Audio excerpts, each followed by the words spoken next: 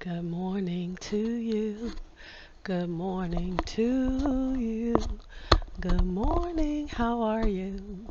Good morning to you. Thank you for coming by my channel this morning. I am still trying to get through my class, so thank you for coming by. And thank you for any comments that you leave below. Okay, so this is my rhetoric class. It is the art of persuasive writing and public speaking. And the last speech that we covered was Ronald Reagan's inauguration speech back in the day. And so this portion of the class is going over Ronald Reagan's background. If you notice, my sweatshirt that I have on, it is from Amnesty International. This is something new. And I also got the coffee cup. Okay. And it says, Together Our Future, Amnesty International, with 60 for 60 years. So, anyways, you can notice the logo on the cup and on the sweatshirt is the same. Very cool. I like it. It's nice and thick. So I am ready. Okay, so listen. Those of you who knew Ronald Reagan or whatever lived during that time, most of this probably won't be any groundbreaking information. This is just for those who may be also taking the class, and because I'm using Firefox as my web thingamajiggy. It doesn't allow for Firefox to read it to me, so I'm just reading it out loud, and so I figured that I would actually record this so that I have it for the future, and so that anybody else who's taking the class can also have an audio version of the background of Ronald Reagan. Okay, so it says the speaker. Ronald Reagan began his career as a Hollywood actor in 1937. How about that? 1937, that is a long time ago.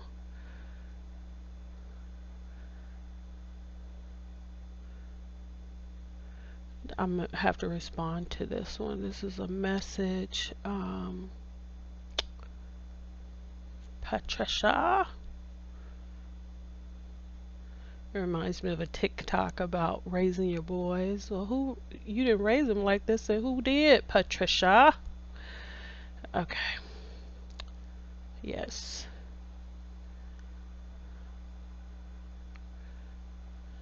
Thank you. Okay. Send. I'm not sure when she sent that message, but there you go. Okay, so 1937 is when he began his career as a Hollywood actor. At the time, he was a Democrat. Did you know that? And even supported some liberal causes, but his aversion to communism.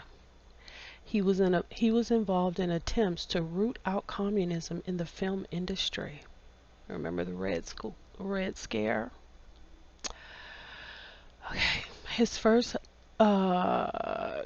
his aversion to communism caused him to shift further to the right ideologically. Okay.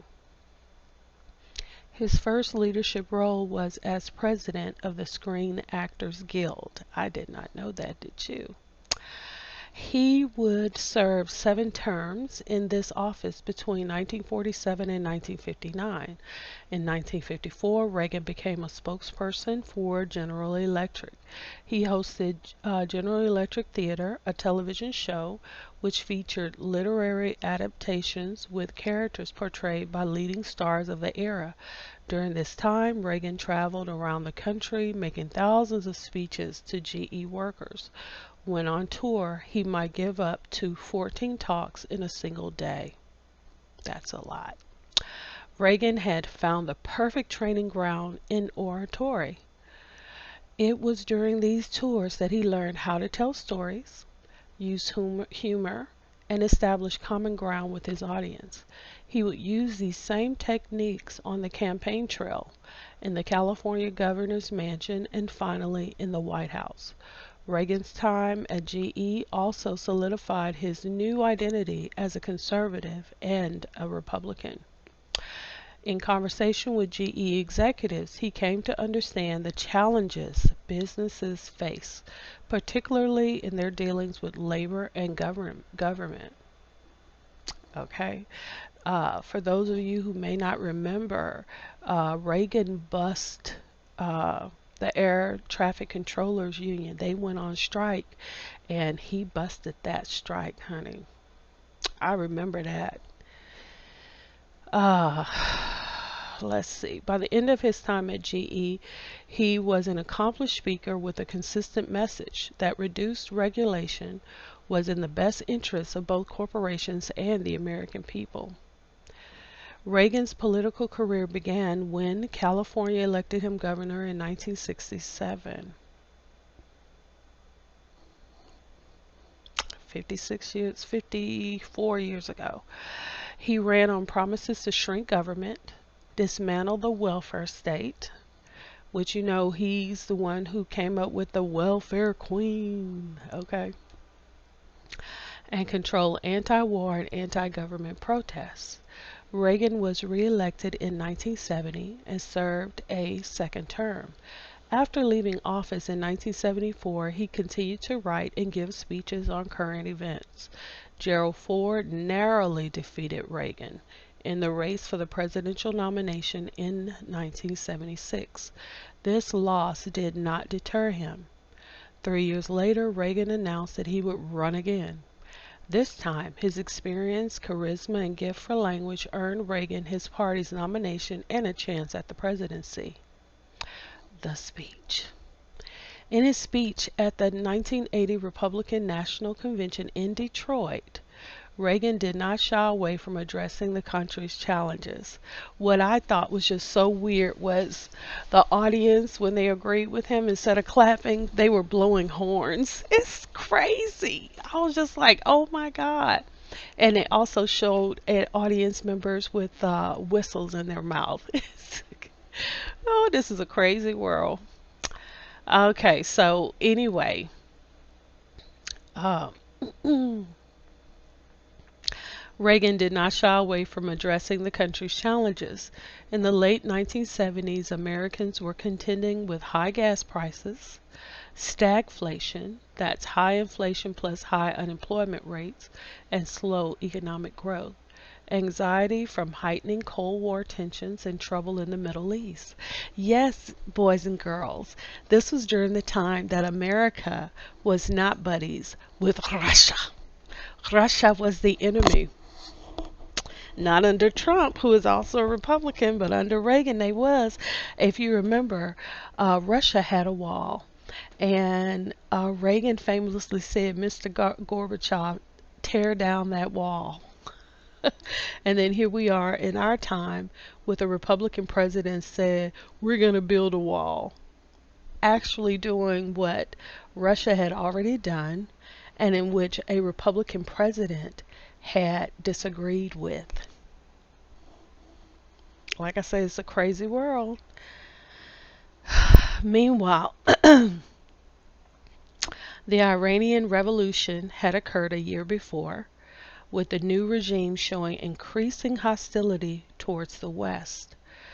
And I can tell you, I knew some Iranians back in the 80s, and they would foam at the mouth talking about America while standing on American ground, running businesses, and they despised this country. So, with the new regime showing increasing hostility toward the West, at the time of the election, 52 Americans were being held hostage in Tehran. The world watched as the Iranians held the hostages for 444 days. Politicians cast blame, particularly at President Carter and the Democrats. Okay. Reagan took the opportunity to contrast himself Um,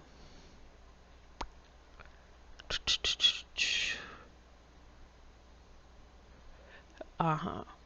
Reagan took the opportunity to contrast himself with Carter. He did his best to paint the president as overly pessimistic.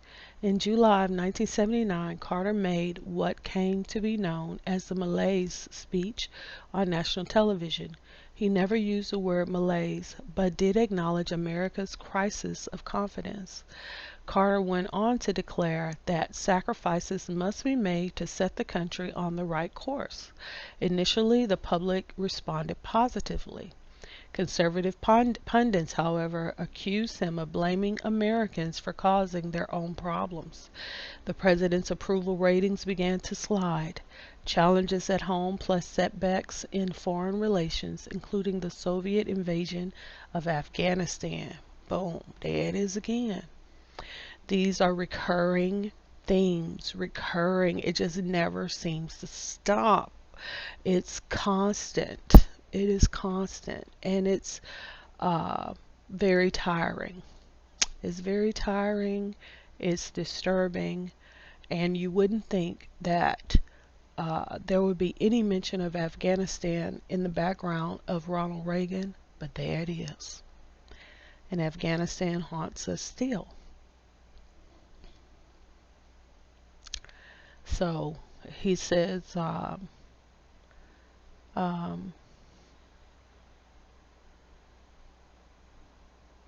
ultimately, it was Carter who had lost America's confidence. Okay. In his nomination speech, Reagan crafted a conscious counterpoint to Carter's almost sermon-like structure and delivery, infusing his own with a sunny showman's style. He projected boundless confidence in America and the American people. The newly minted nominee detailed his platform, including his plans for economic growth and restoration of the nation's military power. The military industrial complex, which Dwight Eisenhower had warned us about, here Reagan is in support of and highlighting them, the military power. True to his conservative beliefs, he also promised to cut spending and lower taxes. Reaganomics, Reaganomics, Reaganomics, Reaganomics. If you remember that. If you don't, look it up, look it up, look it up. It was very prevalent in the 80s, okay? How did I feel being a young person during President Reagan's whole, presidency?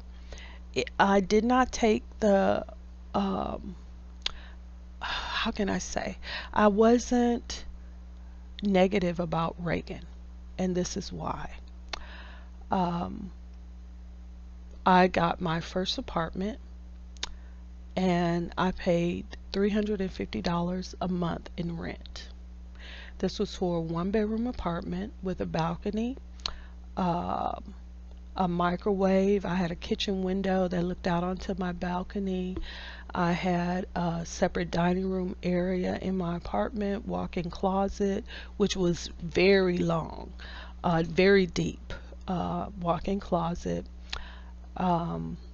bathroom, full bath, very nice. Of course, the living room, and there was a singles only pool area that I loved, and it had a waterfall. Very nice. $350 a month. My light bill, I remember writing a check for 75 cents for my light bill, because of course I was very much into jazz, and I would take a bath after work and light candles and stuff like that. And so unless I was cooking or I had people over, I didn't really use my lights. I was very big into burning candles. And and playing my radio. I listened to the radio a lot. Um, so yeah, 75 cents for my light bill. And I was earning less than $5 an hour. But remember, I didn't have a car. I only had my rent and my light bill and my expense for catching the bus to go to classes, because I was going to classes at the University of Houston downtown, majoring in criminal justice. So I would have to catch the bus into downtown Houston to go to my classes. And that was only when my classmates, who were also friends of mine that I worked with, didn't have classes. If they also had classes on days that I did, I generally drove into downtown Houston with them. So again, there was no expense. And back then, oh man, I think to ride the bus for an adult was like 50 cents. That's that's the way it was, honey, under Reagan. So where other people were saying, oh, Reaganomics and this, that, and the third, I didn't have a problem with it. I didn't have food stamps. To do a whole week of groceries for me was like about $20. That's it. So that's the way it was under Reaganomics for me as a young person, no children, high school graduate, my own apartment. I did not have a car. Um, and, I didn't have any of the other stuff. I think like twice a month I would go treat myself to KFC, a two-piece white meat and with jalapenos. That was it. Okay. Um, let's see. I was pretty happy because, of course, as a Jehovah's Witness, the world was supposed to have ended in 1975. And of course, we were well into the 80s and there had been no Armageddon. So, boosh, boop, boop, boop. Life was good for me, honey. So, again, I've said it before and I'll say it again. I had a bumper sticker on my wall that said life is 10% of what you make it and 90% of how you take it. And I was taking it very well. Okay. So, listen, moving on. It says, this is what you're going to freak out if you don't know this already. In his nomination speech, Reagan crafted a conscious counterpoint to Carter's almost sermon-like structure and delivery. Infusing his own with a sunny showman style, he projected boundless confidence in America and the American people. The newly minted nominee detailed his platform, including his plans for economic growth and restoration of the nation's military power. True to his conservative beliefs, he also promised to cut spending and lower taxes. These policies, he assured his listeners, would allow him to deliver on his campaign's promise. What? To make America great again. Uh, uh, uh, uh, uh, uh, uh, uh, uh, uh.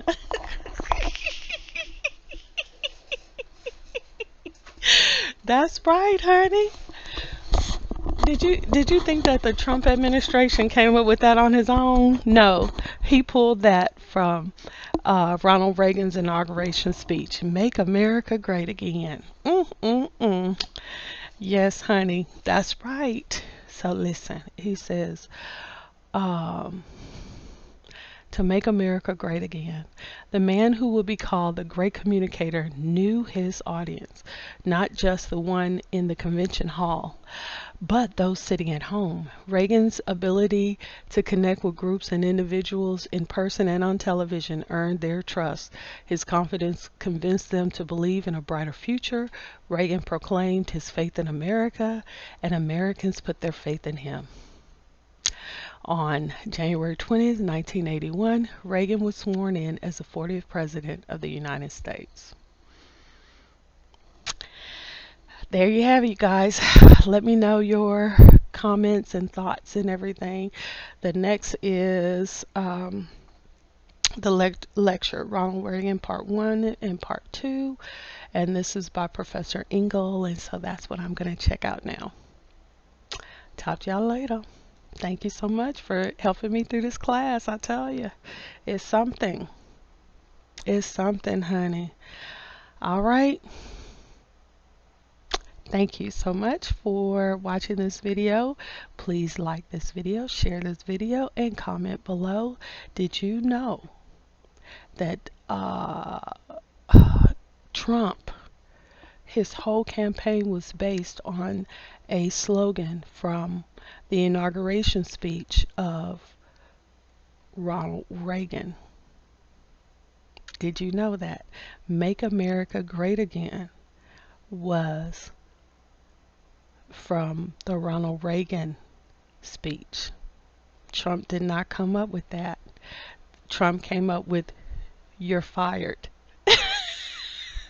You're fired. That's what a world. Leave your comments below.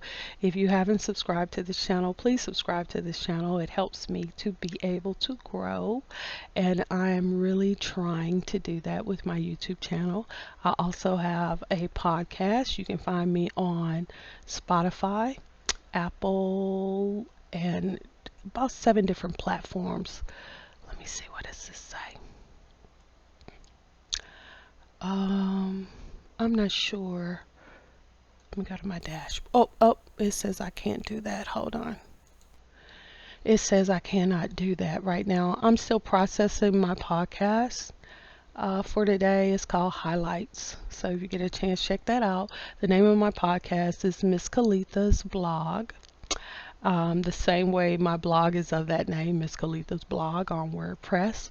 So please check it out and support me on all of my social media, and let me know your thoughts, your comments, if there's anything in particular that you have any questions about Harvard, what it's like taking the class. I'm enjoying it. It's just amazing to me. But again, you have to remember my perspective. Coming from being raised as a Jehovah's Witness with all the negativity, Armageddon, Armageddon, Armageddon, we're in the last days, we're in the last days, we're in the last days, which is a rhetoric, repetition, you know. Part of the reason why I'm taking this class is because of the rhetoric that I grew up under, and being able to identify the different rhetorical devices and how people use their speech and sermons and what we call them talks to really influence people, large groups of people. It's important to know what those tactics or devices are, right? So that's why I'm taking this class. I also you know, published quite a few books. I didn't use any rhetoric. You can see some of them there. I Remember You and quite a few books. Anyway, you guys, I gotta go because I want to listen to these lectures, and time always flies for me. So I want to get some things done while my podcast is doing its little thing, processing. So as soon as it processes, I will definitely be uploading this podcast for today. And yeah, just let me know your feedback, comments, thoughts, considerations, and suggestions. Please like, follow, and continue to support my channel. I appreciate you guys so much, and I will talk to you guys later. Okay, God be with you until we meet again. Okay, bye.